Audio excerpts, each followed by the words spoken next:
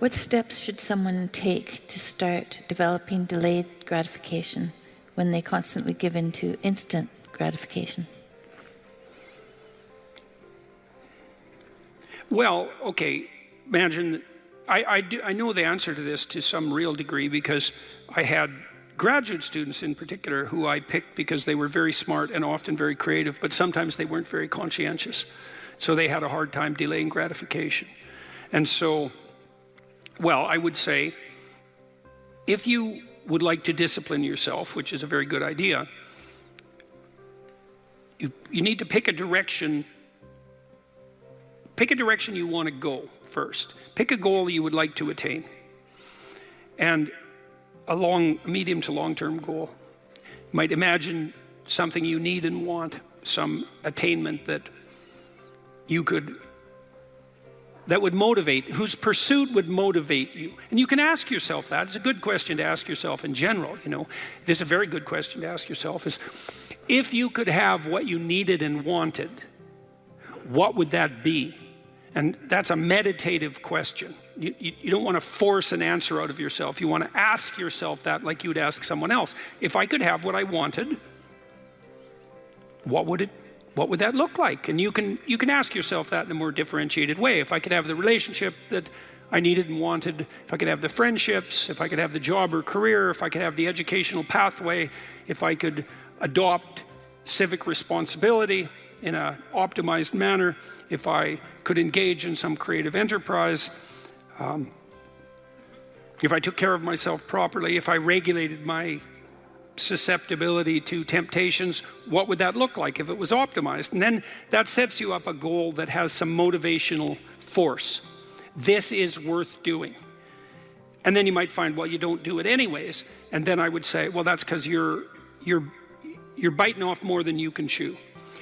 The next goal is to take your goal and to fragment it into micro goals until you find a micro goal that's small enough that it still presents some challenge that you will do.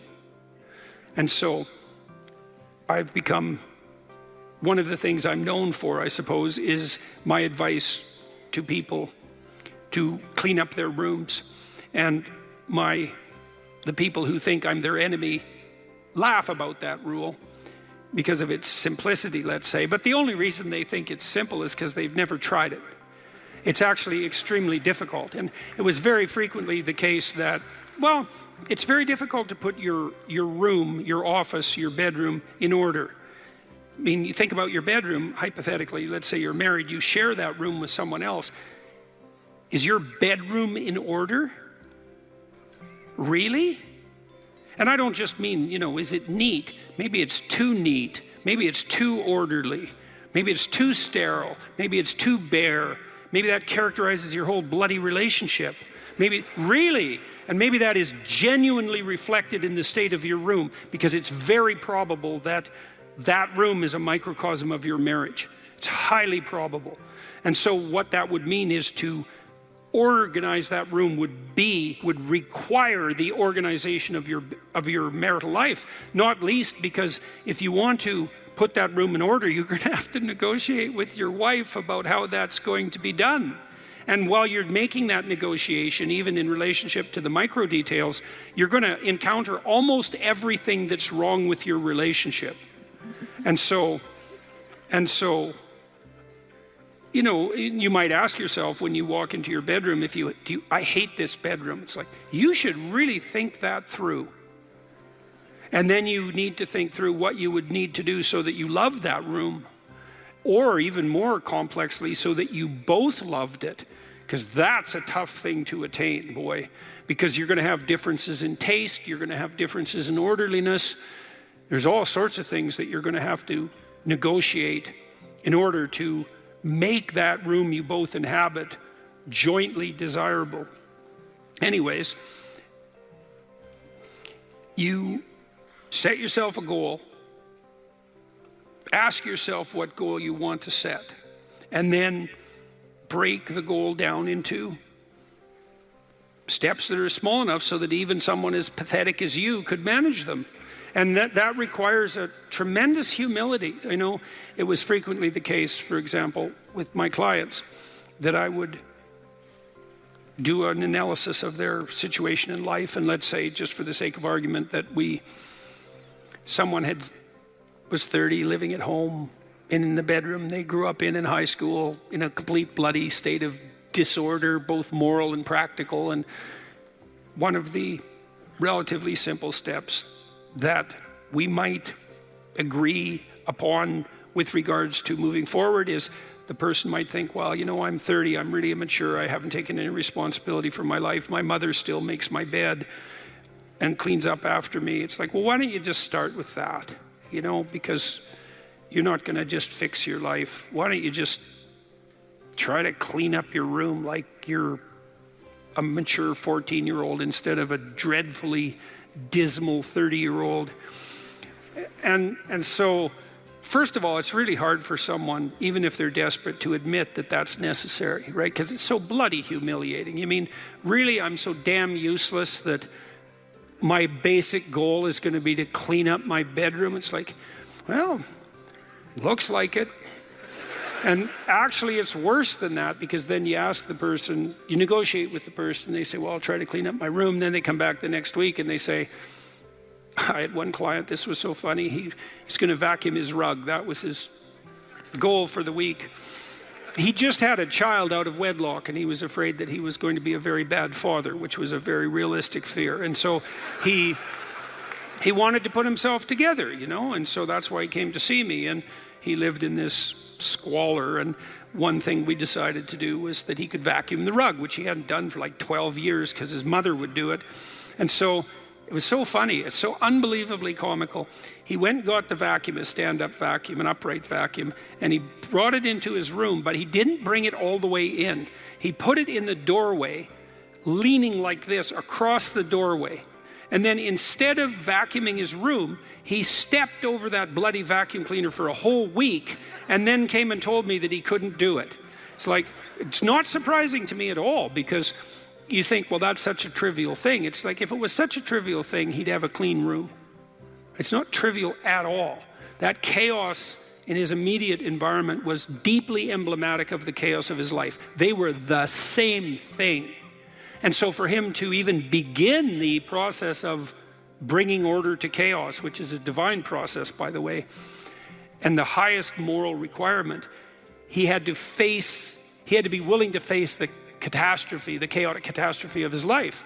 And he hadn't done that for like 30 years. Why was he going to start that week? Just because he said he was going to? It's like, good luck.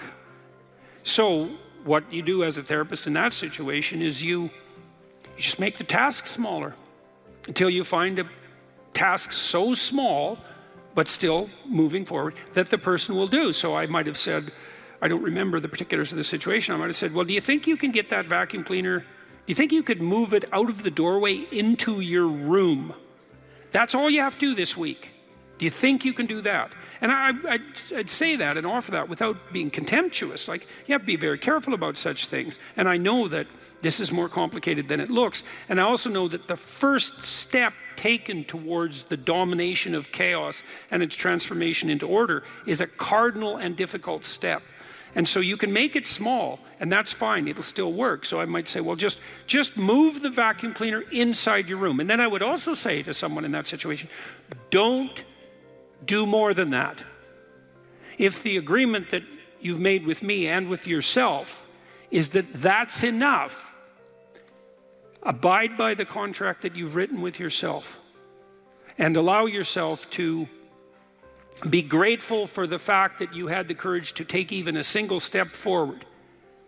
And don't push your bloody luck, because maybe you'll have a brief fit and vacuum the whole rug, and then you'll be so annoyed at how you've destabilized your entire life that you'll redouble your attempts to make a mess, and the place will be more like hell than ever for 2 months. It's very probable that that sort of thing will occur if you break the contract you've set with yourself. The upside of this is, because you think, oh my God, that's so dismal, I have to start that low. It's like, yeah, probably, especially if it's a real difficult thing you're trying to sort out. You have to start as low as you are useless, and that's low. So, but the upside is that progress accelerates. It's not linear. And so if you take once you take the first step, the probability that you'll take a slightly larger second step increases, and that increases non-linearly. And so once you get the ball rolling, so to speak, once you start pushing the rock uphill, you can do it faster and faster. And so even if you have to start in a very humiliating manner, that doesn't mean that's where you'll end. One of the things that Tammy and I learned to do, and this was a consequence of me being trained as a behavior therapist, is, we'll just take an example that maybe I was trying to learn how to compliment her when she dressed nicely. And maybe the fact that I wasn't good at that was manifest in the fact that she'd put some effort into her dress, and then I wouldn't respond in the appropriate manner, and that would dishearten her. And I don't particularly remember that exactly happening, but it'll be a perfectly reasonable example. And so then she would be displeased. And then the question would be, well, is she displeased because I'm too stupid to offer a proper compliment? Or is she displeased because she's so needy and lacking confidence that she needs a compliment that would go beyond the ordinary? And the answer is, what the hell do we know? Could be one or the other or both. And so what's a possible solution to that? And one possible solution would be, okay, if you do put some effort into your appearance, or I do, we could reverse the situation, but if you put some effort into your appearance and you would like to hear from me exactly the words that would reward you for doing that and provide you with the confidence to attempt it again in the future, what would those words be? You look good without a beard, dear. Thank you. You're welcome. Yeah. Very funny. Very funny. And then you can say, well, if you tell me those words, I will repeat them back to you. And then the person who needs the words might object, well, that's false, it's superficial, it's artificial, it's not spontaneous. And if you really loved me, I wouldn't have to tell you what to say. It's like, well, all of that's wrong. It's like, just because I love you doesn't mean I'm not stupid. And so, in fact, I love you might even be evidence that I am, in fact, stupid.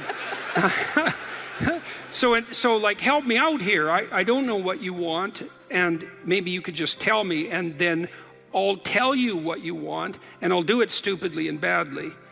But I'll be slightly better at it the next time, and maybe if you let me practice 50 times stupidly and badly, I'll get reasonably good at it, and then that's something that we'll be both good at for the rest of our lives.